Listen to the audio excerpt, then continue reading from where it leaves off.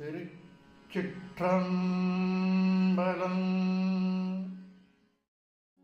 ஆனாயர் நாயனார் புராணம். அலைமலிந்த புனல் மங்கை ஆயனார்க்கு அடியேன் என்று சுந்தரமூர்த்தி சுவாமிகள் தனது திருத்தொண்ட தொகையில் கூறுகிறார். அலை மலிந்த புனல். புனல் என்றால் ஆறு நீர் என்று பொருள். அலை மலிந்த என்றால் நீர்நிலைகளின் மேல்பரப்பில் காற்றின் வேகத்திற்கு ஏற்ப அலைகள் எழும்.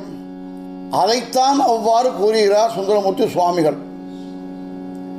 காரைக்குடி என்றால் காரை என்றும், கோயம்புத்தூர் என்றால் கோவை என்றும், திருச்சினாப்பள்ளியை திருச்சி என்றும் கூறுவது போல ஆனாய நாயனார் பிறந்த ஊர் திருமங்கலத்தை மங்கை என்று கூறுகிறார் சுந்தரர்.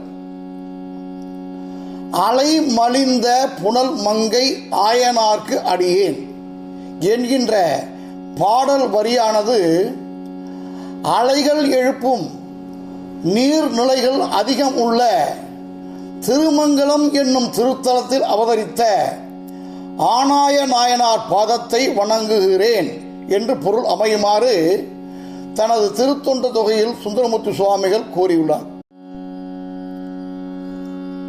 திருச்சிக்கும் லால்குடிக்கும் வடமேற்கில் பூவாலூருக்கு அருகில் திருமங்கலம் என்னும் ஊர் உள்ளது.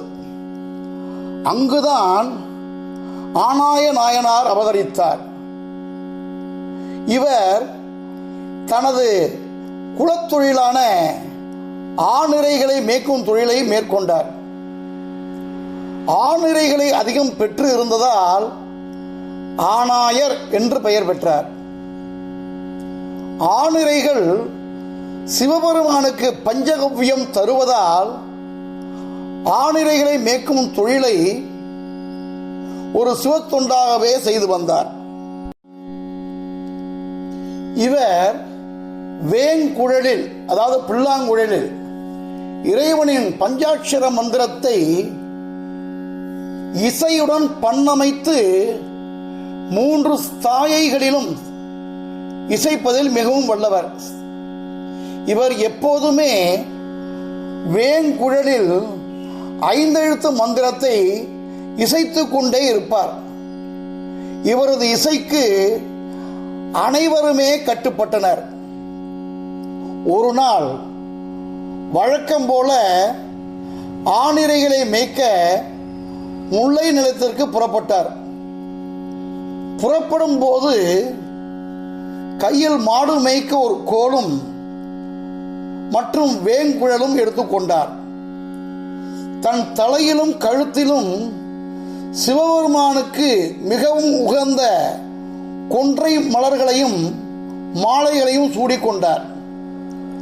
நெற்றியில் திருநீறு அணிந்து கொண்டார். வேங்குழலில் 5 எழுத்து மந்திரத்தை இசைத்தவாறு ஆணிரைகளை ஓட்டிக்கொண்டு முல்லை நிலத்திற்கு புறப்பட்டார். அப்போது கார்காலம் என்பதால் பச்சை பசேல் என்று புற்கள் செழித்து வளர்ந்திருந்தன. எங்கு பார்த்தாலும் மரங்களில் பூக்கள் பூத்து குலுங்கின.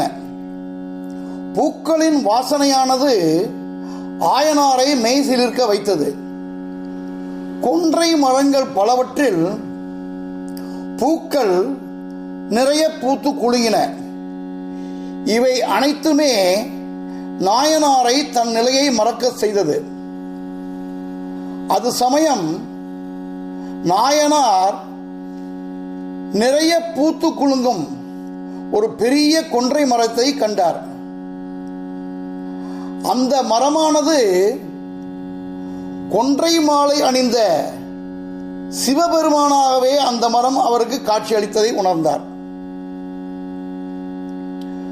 தன் நிலை மறந்த நாயனார் வேங்குழலில் சிவபெருமானின் 5 எழுத்து மந்திரத்தை மிகவும் சிறப்பாக இசைத்தார். அவரது குழல் இசைக்கு அனைத்துமே கட்டுப்பட்டது. ஆணிரைகள் அனைத்தும் இசைக்கு வசப்பட்டு ஆயனாரின் அருகில் வந்து நின்றது. இளம் கன்றுகள் தன் தாயிடம் பால் குடிக்க மறந்து அருகில் வந்து நின்றது. புலிகளும் மான்களும் பகை மறந்து அணிவகுத்து நின்றன. அனைத்து விலங்குகளும் மற்றும் பறவைகளும் ஆயனாரின் இசைக்கு கட்டுப்பட்டு நின்றது. அலை கடல்கள் அமைதியாக அலையை எழுப்பாமல் இருந்தது. அனைத்து மனிதர்களும் தன்னுடைய வேலைகளை மறந்து இசையில் மயங்கினர். புஷ்ப விமானத்தில் சென்று கொண்டிருந்த தேவர்கள் அனைவருமே நாயனாரின் இசைக்கு வசப்பட்டு அப்படியே நின்றனர். ஆனாயரின் இசையானது விண்ணகத்தை தாண்டி கைலாயத்தில் இருக்கும் உமா மகேஸ்வரின் காதுகளிலும் எட்டியது. ராவணனின் சாம இசைக்கு மயங்கிய சிவபெருமான் ஆனாய நாயனாரின் இசைக்கும் மயங்கி இதப்ப வாகனத்தில் உமாதேவியோடு காட்சியளித்தார். ஆனாயரை தன் அருகில் அழைத்து எப்போதுமே தன் அருகில் இருந்து இசைக்கும் பேரின்ப பேரினை அருளினார். அன்பர்களே, ஆனாய நாயனார் வரலாறு அறிந்து அவரைப் போலவே நாமும் தினமும் பஞ்சாட்சர மந்திரம், அதாவது சிவாய நமக எனும் 5 எழுத்து மந்திரத்தை சொல்லி வாழ்வில் அனைத்து நலன்களும் பெற்று நோயற்ற வாழ்வு வாழ்வோம். திருச்சி